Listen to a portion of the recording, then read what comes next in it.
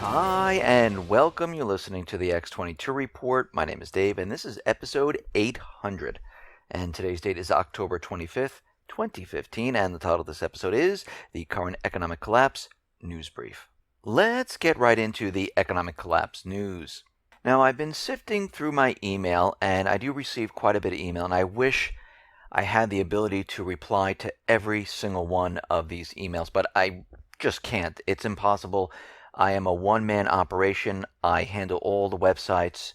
I handle the research for the reports, and I just don't have that many hours during the day. I do not have a staff of people. This is not me complaining. This is just a fact, so everyone understands that everything that I do, the interviews and everything, is just me making time out of my schedule. And what I've been reading about is that everyone has almost the same question, is why am I reporting on so many different things that's happening in the world? Why don't I just report on the economy? Well, we have to understand that all of this is interconnected. It's not just the economy. Even though I say we're coming up to a collapse, we're looking at economic data, everything is interconnected. You have to remember, the central banking system, which is controlling the private Western central bank systems, they understand that their system right now is falling apart. They're continually accumulating debt, and they're running out of ideas on how to pay for this debt. And when I say that is, how are the people going to pay for this debt? Because this is how their system works. They issue the debt, and they issue it with interest, and they want the people to pay back this debt. Now, what happens is the debt will always override the amount of currency that's out in the world. And this is what we see happening right now. And then the system starts to break down. So what the central bankers do, they use their influence to do other things around the world. For example, the U.S. government central bankers, what they're doing is pushing regime change to try to set up more central banks in countries, to place the dollar on their natural resources in that country, which most of the time it's oil, to continually push debt out, because those countries that don't have these systems, they see it's an opportunity to continually push debt to keep the system alive. But eventually what happens is they run into a brick wall, and they can't do this anymore, and the whole thing really starts to break down fast. And in the meantime, what they're doing in each one of these countries is they're removing the freedoms of the people. They're spying on the people. They're spying on judges, government employees, which I use the term employees, which I don't like to call them officials, because they're really not officials. They're really government employees. They're working for the people. And we see this right now happening around the world in many of the countries, especially here in the United States, Canada. And what's happening is that they want full control of everything that's going on right now. And we need to look at everything. We need to look at why they're pushing gun control, why they're spying on the people, why are they provoking countries around the world, why are they pushing regime change, and what is going on with the economy, why are they hiding certain facts from the American people and the rest of the world of how the economy is really doing. And if you look at all this and you put it all together and you piece it all together, you can start to see that, yeah, this whole thing is intertwined, it's connected, and it's all part of their plan. And this is what we've been covering at this point. Now, if we look at that and we start to understand what is happening here, we see that the U.S. government, which is part really of the central banking system, because when you see what's happening between the government and the central bank, it's like they're melding into one. Now, it's not the full government, because we have many different sections of the government, like Congress, we have the executive branch, and parts of the government is being persuaded by other countries, other foreign entities, like Israel, for example. And this is why we see, the Obama administration pushing for the Iran deal, because they understand that they need to push the debt, they need to put the dollar on Iran's oil. And then we have congressmen, congresswomen, who are taking orders from Israel saying, don't let this happen. So then we have two different things happening in the larger government. And this is what we're seeing right now.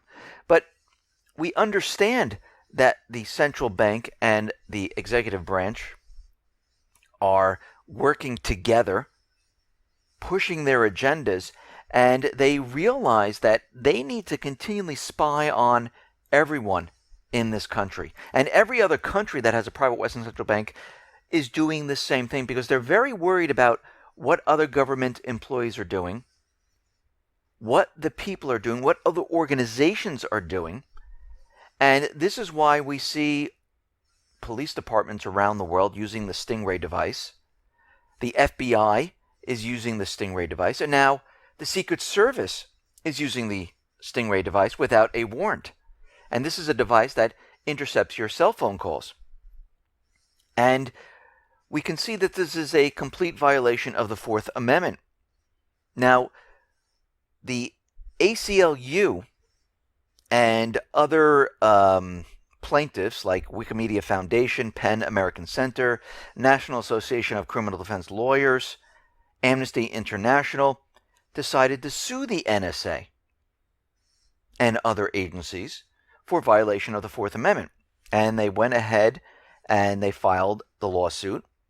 And a federal district court judge in Virginia dismissed the lawsuit filed by the American Civil Liberties Union that challenged the National Security Agency mass interception and surveillance of Americans, siding with the government. The judge ruled Friday that 9 plaintiffs in the case had not plausibly alleged that their communications were being monitored by the NSA. And they brought up to the federal judge that, yes, we do have proof. And for some reason, the judge didn't want to listen and continually sided with the government. Now, we know the NSA is spying on judges, government employees, and other people, and they use the information they receive as blackmail to make judges do certain things. And one of the things they said is that under the PRISM program that the government runs, the PRISM program gathers 250 million communications a year as of 2011. In 2014, the government targeted the communications of more than 92,000 individuals, groups, and organizations using this system. And they're saying that the NSA's mass surveillance violates all our clients' constitutional rights to privacy, freedom of speech, freedom of association, and it poses a grave threat to a free internet and a free society. This is coming from Ashley Gorski, which is an attorney for the ACLU. And she's absolutely right. But here we see the court not looking at the Fourth Amendment, not looking at the rights of the people, and saying, well, you know something? You can't really prove everything, so we're going to have to throw it out. And they were producing documents showing that, yes, they have been spying on American people, but we see what the government does today. We see the pull they have. We see how blackmail works. Now, out in Ukraine, we see the military has been shelling Donetsk over the last 6 hours. And we start to see this as a run-up to testing Donetsk, testing to see how far they can push the ceasefire. And we know the ceasefire expires the end of this year. And of course, we've been hearing from Poroshenko, John Kerry, where they said the Minsk II agreement is the only agreement, and if it doesn't work, we have nothing left. And that tells me that they are definitely waiting to see if the ceasefire expires. They haven't made any case about extending it after the end of the year. And the U.S. and other nations are still in Ukraine training the National Guard and the regular armed forces. We see the United States government is continually provoking nations around the world, Russia, Syria, Iran, China, North Korea. And we had something very interesting happen. 3 Chinese warships docked in the port of Florida. We had the O-52C Luoyang 2 class guided missile destroyer and other ships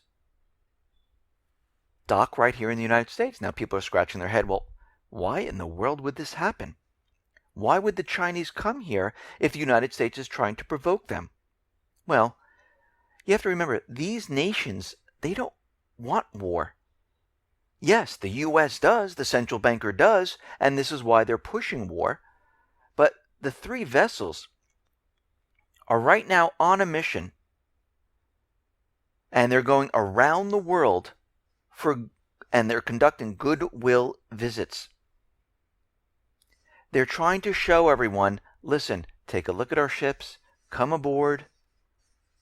We don't want war, we want peace. And every time a nation does this, like Russia, now China, it makes it more and more difficult for the United States to continually provoke these nations. So basically what they're doing is they're using the ability of showing the world that, listen, we have nothing to hide here. Here we are. Goodwill effort. Please join us in peace. But will the U.S. continually adhere to peace? No. They realize the system is coming down. They realize they need to provoke war. And they will not stop. Now, in the European Union, we see the refugee crisis is getting worse. So far, 680,000 migrants and refugees have crossed to Europe by sea so far this year, fleeing war and poverty in the Middle East, Africa, and Asia. And let me say this, we're on the scales of World War II here, which means we are really in World War III. We just haven't had the big instance where they can say, yes, we are in World War III. They're trying to create it right now, but we're not there yet, where they can say, yes, here we are. But don't worry, this is coming very, very soon. And you can just tell by the actions of the U.S. government central bankers that they will not stop until they get a war, because they realize the system is coming down. Now, we know winter is coming, and all of these refugees, thousands upon thousands of them, are going to freeze to death. Their lives are going to be very, very difficult. And Slovenia's prime minister is saying if Europe and the European leaders fail to agree on a plan to counter the refugee problem, it might mean the end to the European Union. And we can see a lot of these countries are closing their borders, placing guards at the borders, and right now they're debating whether to send hundreds of guards to their borders, to send troops and ships to block all of these refugees. And the situation is getting worse and worse as time goes on. And it's starting to fall apart. We see in the Middle East where Saudi Arabia, which is the proxy force for the United States government, is continually bombarding Yemen. The Houthis are holding strong, and this is the people of Yemen. They kicked out the puppet government. And the United States wants the puppet government back in power, because once we place a puppet government in your country, you're not allowed to kick them out. There'll be no democracy for you. There'll be no freedom. You have to do what we say. This is basically what they're telling the people there. So right now the U.S. has pledged more guns, ammo to Saudi Arabia to help with the fighting in Yemen. The United States has been dropping ammunition to the Free Syrian Army, which they rebranded to the Syrian Democratic Forces, and you can call them whatever they want. They're still terrorists. Basically, they're all the Islamic State. So they dropped the 50-ton worth of ammo in Syria, and they did this on October 11th, and the forces on the ground, the Free Syrian Army, the Kurds, and everyone else is saying, we don't know where this went. We've never received it. Where did they drop this? And right now it's up in question, who actually received this? Well, I'm going to tell you who received it. The Islamic State, as usual. That is their main proxy force to remove Assad. Now, we understand that Russia has been bombarding the Islamic State, or the proxy army for the United States government, Israel, and the coalition forces. And they've been releasing video after video showing this. how they're taking down and destroying their weapons, destroying the supply lines. So the U.S. decided, you know what, we're going to release a video too. We had our military force with a GoPro helmet, cam footage, and he filmed the whole thing of basically a special ops prison raid where one American soldier did die. And we see that they filmed the whole thing. Now, a couple things stood out here. I didn't see any of the forces inside the room or around the entire area. I didn't see any bullet holes. And what's very interesting is that in this little tiny room, they had the Islamic State flag in there, right on the wall, which is, seems like it's kind of a setup to make you realize and make sure you understand that this was the Islamic State. And when you kind of produce things, you need to add these things to let everyone know this is what we are doing. And when I continually look at this, it looks like it's a training type of mission. It doesn't really look real, but you can take a look at it yourself. I have it on the X22Report.com site, and let me know what you think of this. But it feels like they're doing the same thing with bin Laden when they went to get him. It feels like it's one of those things where they had to put something out there to show the world that, yes, we're going after the Islamic State. And it seems a little fake to me when every time I review it, it looks worse and worse every single time. Now, the U.S., as we know, wants to set up a buffer zone to save the areas inside of Turkey for the refugees. But their real plan is to set it up to save the Islamic State, because what's happening right now is Russia is pushing back the United States proxy army, destroying their supply lines. And if they set up this buffer zone, they'll have a safe area, and they'll be able to keep the supply lines open from Turkey. And this is why they really want the safe zones or the buffer zones right now. And we see a lot of the government employees out there pushing the idea that, yes, we definitely need this. And this is not about, helping the refugees. It's not about doing anything but saving the proxy army, partitioning Syria, and saying this is off limits. But I don't think this is going to work. Iraq is saying, something? Russia is destroying the Islamic State. United States government and the coalitions are not. A senior Iraqi legislator blasted the West-led coalition, saying that everything that they're doing isn't working. It seems like they're not even trying to hit the Islamic State. He says the whole thing is a complete hoax. Well, yeah, it is. And it looks like Russia might be getting ready to go into Iraq right now and bomb the Islamic State. They might be in Iraq and Syria at this point. Now, President Putin and President Assad are doing something very, very interesting right now. Because as we know, the United States government central bankers are continually saying the people of Syria don't want Assad. They're completely against him. And as we know, the last elections, he received like 86 or 87% of the vote. And Assad decided, something? He is ready to discuss amendments to the Constitution and hold new elections to allow the people to vote who they want in office. So if the people deem this necessary, he will do this. So what they're doing right now is they're calling the bluff of the United States government central bankers, saying, we are going to show the world right now that the people of Syria want Assad as president.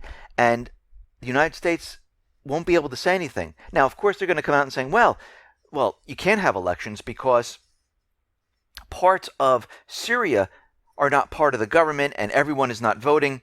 And then Russia will turn around, well, didn't you have the same situation in Ukraine?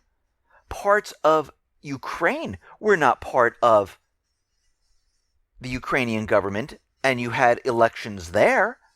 So this is going to put the United States again in a very tough position. Listen, everyone, thanks a lot for listening. Be well, be safe, and especially be prepared. Thanks a lot.